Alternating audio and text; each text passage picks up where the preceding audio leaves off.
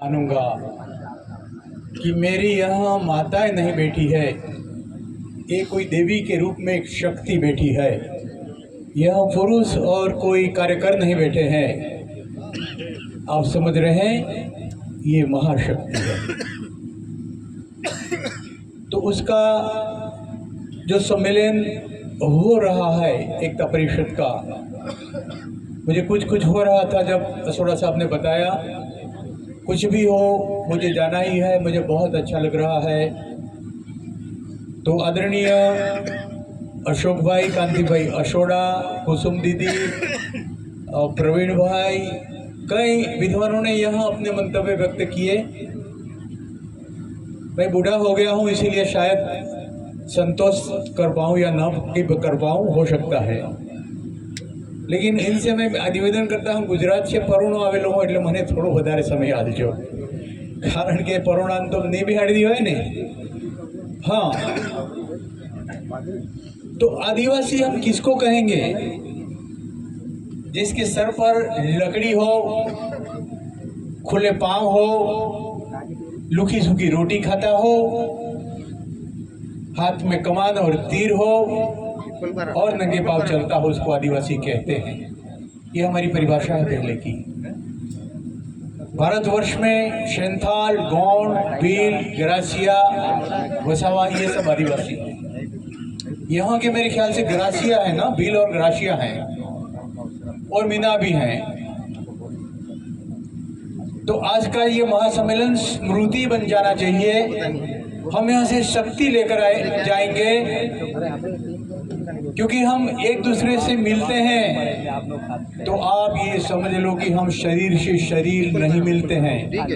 ये शरीर से शरीर का मिलन, देह से देह का मिलन नहीं है, ना ही ये मन से मन का मिलन है। ये आत्मिक मिलन है और ये आत्मिक मिलन कभी नष्ट नहीं होता।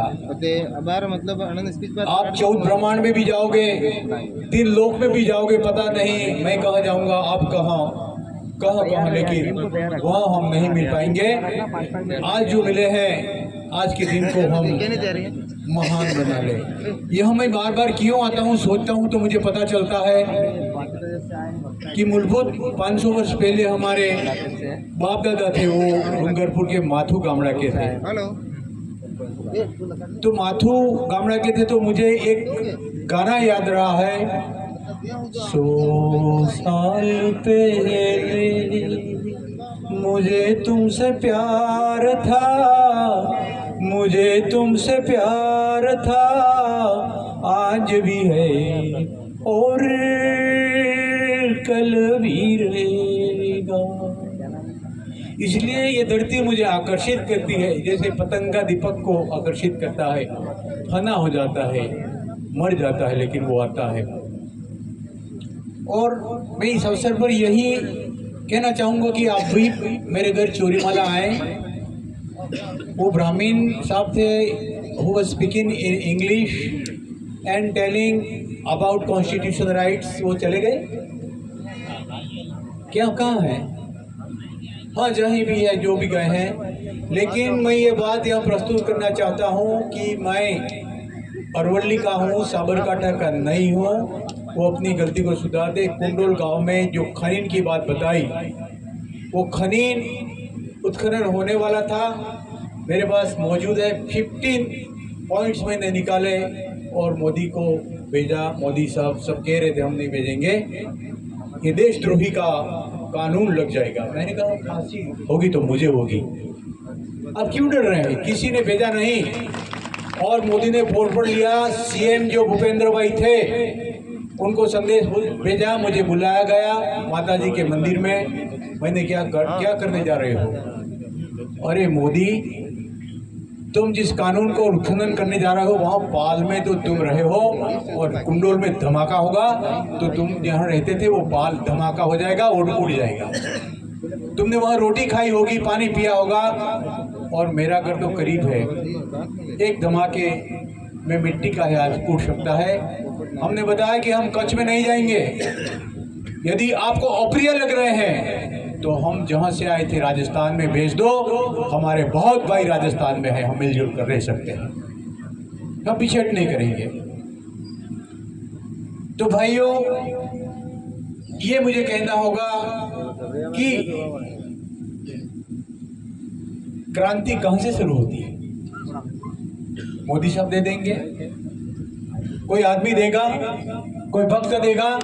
अरे मेरे यार दोस्त बहनों, क्रांति अपने नाभि कमल से पैदा होती है। विचार संकल्प में शक्ति होती है, वो हम में से ऊर्जा पैदा होती है, हम कुछ भी कर सकते हैं। इसलिए कहता हूं कि बचपन से मेरा बड़ा होना जेल में हुआ, नवनिर्माण से लेकर लास्ट में मैं जॉइंट कमिश्नर था, तब कोई नहीं था मेरे पास आदिवासी आदमी। सेंट्रल जेल जो बड़ी में बड़ी गुजरात की जेल है वहां खोल दिया। अरे अंडमान निकोबार में भेज दो, क्या फर्क पड़ता है? और हमने अब मारोगे नहीं 50,000 बेकलों की जगह बनाई, पुलिस की मार पड़ती थी। हम निकलते हैं तब पीछे हट कभी नहीं करना है आपको। कोई आएगा मत सोचो कि हमें मदद करेगा, आप आगे चले जाइए, करते हैं। हम क्यों हार जाते हैं? मैं बाद में बुलाऊंगा क्यों हार जाते हैं। हिम्मत और चरित्र हमारा मजबूत नहीं है। लुई 14वां की बात करें हम, तो लुई 14वां बहुत बड़ा राजा था, उसने नीदरलैंड पर आक्रमण कर दिया, बहुत सारे देश जीत लिए थे। 3 दिन हुए, 4 दिन हुए, 5 दिन हुए, लेकिन नीदरलैंड जीता नहीं गया। मैंने कहा कि मुझे वक्त देना, मैं मेहमान हूँ, रोकना नहीं पड़ेगा। अभी तो मेरी आधी बात भी नहीं हुई, आधा वक्त मुझे देना पड़ेगा। तो लुई 14वां ने प्रधान जी से पूछा ये क्यों नहीं जीता जाता? प्रधान जी ने कहा कि जिसका कैरेक्टर मतलब चरित्र बलवान है उसको कभी भी जीता नहीं जा सकता। तो मैं ये कहना चाहूंगा कि अपने को बुलंद कर दो, बना दो, कोई नहीं जीत सकता। वो शाह जी कह रहे थे डॉक्टर बाबा साहब आम्बेडकर नाम ज्यादा लेते हो, भगवान का नाम कम लेते हो। यदि ये भगवान डॉक्टर साहब आम्बेडकर नहीं होता ना तो हम और पछात बन जाते, हमारे पास नौकरियां नहीं होती। तो ये तो सचमुच देवता है। न केवल इंडिया में, चाइना, अमेरिका, रशिया उनकी पूजा की जाती है, और यहाँ ये आरएसएस वाले तोड़फोड़ देते हैं। हम इनसे नहीं घबराते हैं, हमें बुलाते हैं वो प्रोग्राम में, और हमने कहा कि यदि उत्खनन के कारण हमने उठना पड़ा तो सबसे पहला हम अहमदाबाद मांगेंगे। क्यों? अहमदाबाद आशापल्ली भील ने बसाया था, और हम मांगेंगे तब अहमदाबाद को यहाँ से जाना पड़ेगा।